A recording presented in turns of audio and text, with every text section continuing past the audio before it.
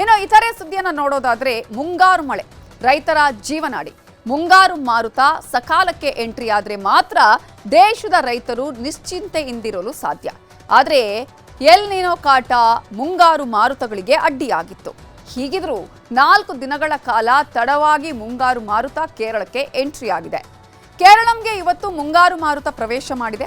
ವಾಡಿಕೆಗಿಂತ 4 ದಿನ ತಡವಾಗಿ ಮುಂಗಾರು ಶುರುವಾಗಿದ್ದು ಮೇ 26ಕ್ಕೆ ಮುಂಗಾರು ಪ್ರವೇಶ ಮಾಡಲಿದೆ ಅಂತ ಹವಾಮಾನ ಇಲಾಖೆ ಅಂದಾಜಿಸಿತ್ತು. ಆದರೆ 4 ದಿನ ತಡವಾಗಿ ಮುಂಗಾರು ಮಾರುತ ಕೇರಳಂ ಪ್ರವೇಶ ಮಾಡಿದೆ. ಹೀಗಾಗಿ ಹಲವು ಜಿಲ್ಲೆಗಳಲ್ಲಿ ಧಾರಾಕಾರವಾಗಿ ಮಳೆ ಸುರಿತಾ ಇದೆ. ಇನ್ನು ಕರ್ನಾಟಕದಲ್ಲೂ ಅಷ್ಟೇ ಮುಂಗಾರು ಮಳೆ ಅಬ್ಬರಿಸಲಿದೆ ಅಂತ ಹವಾಮಾನ ಇಲಾಖೆ ಮುನ್ಸೂಚನೆ ಕೊಟ್ಟಿದೆ. ಮಲೆನಾಡು ಹಾಗೂ ಕರಾವಳಿ ಭಾಗಗಳಲ್ಲಿ ಈಗಾಗಲೇ ಮಳೆಯ ಅಬ್ಬರ ಶುರುವಾಗಿದೆ. ಇನ್ನು ಉಳಿದಂತೆ ಮುಂದಿನ 6 ದಿನಗಳಲ್ಲಿ ರಾಜ್ಯದ ಹಲವೆಡೆ ಮುಂಗಾರು ಮಳೆ ವ್ಯಾಪಿಸಲಿದೆ. ಉತ್ತರ ಒಳನಾಡು, ದಕ್ಷಿಣ ಒಳನಾಡು ಮತ್ತು ಕರಾವಳಿ ಕರ್ನಾಟಕ ಭಾಗದಲ್ಲಿ ಇವತ್ತಿನಿಂದ ಜೂನ್ 9ರವರೆಗೂ ಮಳೆಯಾಗಲಿದ್ದು ಕರಾವಳಿ ಜಿಲ್ಲೆಗಳಿಗೆ ಆರೆಂಜ್ ಅಲರ್ಟ್ ಅನ್ನ ಘೋಷಣೆ ಮಾಡಲಾಗಿದೆ. ಈಗ ರಾಜ್ಯ, ರಾಷ್ಟ್ರ, ದೇಶ ವಿದೇಶಗಳ ಇತರೆ ಪ್ರಮುಖ ಸುದ್ದಿಗಳನ್ನು ಕ್ವಿಕ್ ಆಗಿ ನೋಡೋಣ.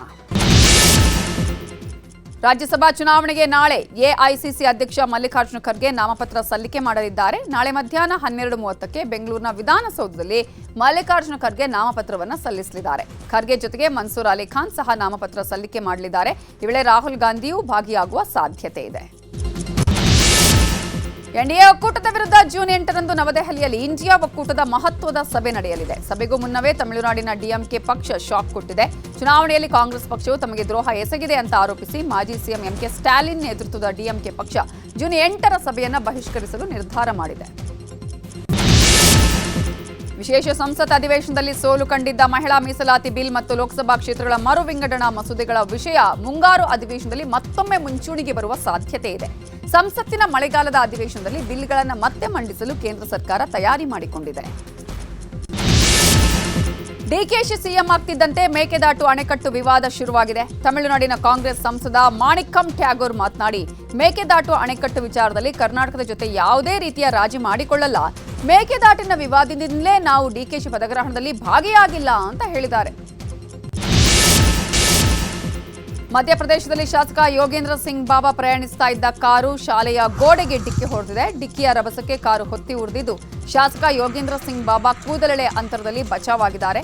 ಸಿಯೋನಿ ಬಂಜಾರಿ ಗ್ರಾಮದ ರಾಷ್ಟ್ರೀಯ ಹೆದ್ದಾರಿ 44ರಲ್ಲಿ ಈ ಘಟನೆ ನಡೆದಿದೆ. ಕೇರಳದ ಇಡುಕ್ಕಿ ಜಿಲ್ಲೆಯ ಪಾಂಪಾನಾರ್ ಎಂಬಲ್ಲಿ ಭಾರೀ ದುರಂತವೊಂದು ತಪ್ಪಿದೆ. ನಿರ್ಮಾಣ ಹಂತದಲ್ಲಿದ್ದ 5 ಅಂತಸ್ತಿನ ವಾಣಿಜ್ಯ ಕಟ್ಟಡವೊಂದು ಇವತ್ತು ಮುಂಜಾನೆ ದಿಢೀರ್ ಕುಸಿದು ಬಿದ್ದಿದೆ. ಘಟನೆ ವೇಳೆ ಕಟ್ಟಡದಲ್ಲಿ ಯಾರೂ ಇಲ್ಲದೇ ಇರೋದ್ರಿಂದ ದೊಡ್ಡ ದುರಂತವೇ ತಪ್ಪಿದೆ. ಪಶ್ಚಿಮ ಬಂಗಾಳ ಸಿಎಂ ಸುವೇಂದು ಅಧಿಕಾರಿ ಅವರ ಪಿಎ ಕೊಲೆ ಪ್ರಕರಣದಲ್ಲಿ ಮೋಸ್ಟ್ ವಾಂಟೆಡ್ ಆಗಿದ್ದ ಕುಖ್ಯಾತ ಗ್ಯಾಂಗ್ಸ್ಟರ್ ಜ್ಞಾನೇಂದ್ರ ಪ್ರತಾಪ್ ಸಿಂಗ್ ಉತ್ತರ ಪ್ರದೇಶದ ಕೋರ್ಟ್ಗೆ ಶರಣಾಗಿದ್ದಾನೆ. 14 ದಿನಗಳ ಕಾಲ ಈತನಿಗೆ ನ್ಯಾಯಾಂಗ ಬಂಧನಕ್ಕೆ ಒಳಪಡಿಸಲಾಗಿದೆ. ಮಹೇಶ್ ಶೆಟ್ಟಿ ತಿಮರೋಡಿಗೆ ಹೈಕೋರ್ಟ್ ಮತ್ತೆ ಶಾಕ್ ಕೊಟ್ಟಿದೆ. ಗಡೀಪಾರು ಆದೇಶ ಪ್ರಶ್ನಿಸಿ ಸಲ್ಲಿಸಿದ್ದ ಅರ್ಜಿಯನ್ನ ಹೈಕೋರ್ಟ್ ವಜಾ ಮಾಡಿದೆ. ರಾಯಚೂರಿಗೆ ಗಡೀಪಾರು ಮಾಡಿದ್ದನ್ನ ಪ್ರಶ್ನಿಸಿ ಮೇಲ್ಮನವಿ ಸಲ್ಲಿಸಲಾಗಿತ್ತು. ಹಳೆ ಪ್ರಕರಣಗಳನ್ನು ಗಮನಿಸಿ ಗಡೀಪಾರು ಆದೇಶ ರದ್ದತಿಗೆ ಕೋರ್ಟ್ ನಿರಾಕರಿಸಿದೆ.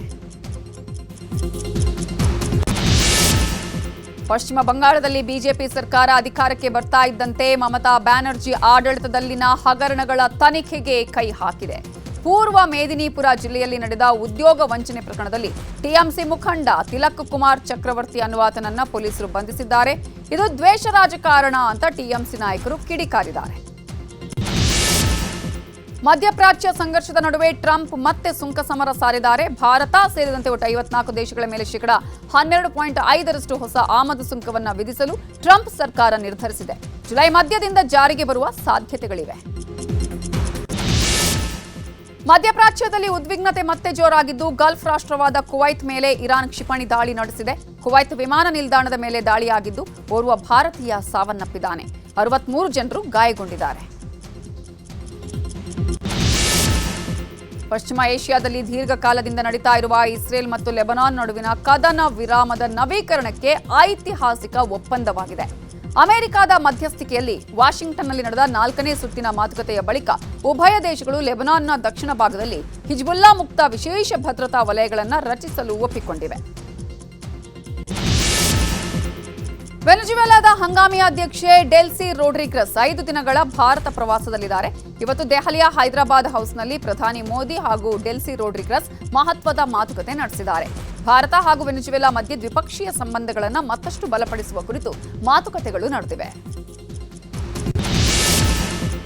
ಯುಎಇ ರಾಜಧಾನಿ ಅಬುಧಾಬಿಯಲ್ಲಿರುವ ಪ್ರಸಿದ್ಧ BAPS ಹಿಂದೂ ಮಂದಿರಕ್ಕೆ ಅಂತಾರಾಷ್ಟ್ರೀಯ ಮಟ್ಟದ ಪ್ರತಿಷ್ಠಿತ ಪ್ರಶಸ್ತಿ ದೊರೆತಿದೆ. ಟಾಲರೆನ್ಸ್ ಪ್ರಶಸ್ತಿ 2026 ಒಲಿದು ಬಂದಿದೆ. ಜಾಗತಿಕ ಸೌಹಾರ್ದತೆ, ಪರಸ್ಪರ ಗೌರವ ಮತ್ತು ಶಾಂತಿಯುತ ಸಹಬಾಳ್ವೆಯನ್ನ ಉತ್ತೇಜಿಸುತ್ತಾ ಇರುವ ಹಿನ್ನೆಲೆ BAPS ಹಿಂದೂ ಮಂದಿರಕ್ಕೆ ಈ ಗೌರವ ಸಂದಿದೆ. ತೆಲಂಗಾಣದಲ್ಲಿ ಬಿಸಿಲಿನ ಹೊಡೆತಕ್ಕೆ ಒಂದೇ ದಿನ 3 ಮೃತಪಟ್ಟಿದ್ದಾರೆ. ಜಯಶಂಕರ್ ಭೂಪಾಲಪಲ್ಲಿ ಹೀಟ್ ಸ್ಟ್ರೋಕ್ಗೆ 2 ರೈತರು ಹಾಗೂ ಒಬ್ಬ ಕಾರ್ಮಿಕ ಸಾವನ್ನಪ್ಪಿದ್ದಾನೆ. ತೆಲಂಗಾಣದಲ್ಲಿ ಇಲ್ಲಿಯವರೆಗೂ ಹೀಟ್ ಸ್ಟ್ರೋಕ್ಗೆ 16ಕ್ಕೂ ಹೆಚ್ಚು ಜನ ಜೀವ ಬಿಟ್ಟಿದ್ದಾರೆ ಅಂತ ಸರ್ಕಾರ ಮಾಹಿತಿ ಕೊಟ್ಟಿದೆ.